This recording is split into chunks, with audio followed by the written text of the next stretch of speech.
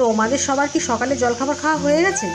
আমি এখন সবাইকে দিয়ে তারপর খেতে বসবো। এখন খাচ্ছি বললাম মানে এই নয় যে আমি এখন খাচ্ছি, আসলে খাওয়া হয়ে গেছে অনেকক্ষণ আগে। ভিডিওটা করার পর আমি এখন এডিটিং করে পোস্ট করছি। প্রত্যেক দিনের মতো সেই রুটি তরকারি আমাদের সকালের জলখাবার। রুটি তরকারিটাই বেশিরভাগ খাওয়া হয়, মাঝে মাঝে এক একদিন সেদ্ধ ভাতও খাওয়া হয়।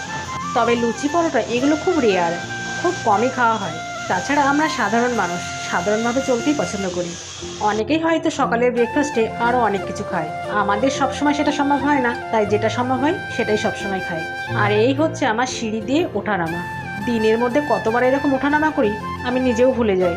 সবাইকে তো দেয়া হয়ে গেল, এবার আমি নিয়ে বসি হাতে গড়া আটার দুটো রুটি আর একটু তরকারি। ব্যাস, এটাই আমার প্রত্যেক দিনের রুটিন। প্রচণ্ড খিদে পেয়ে গেছে, এবার খাওয়া যাক।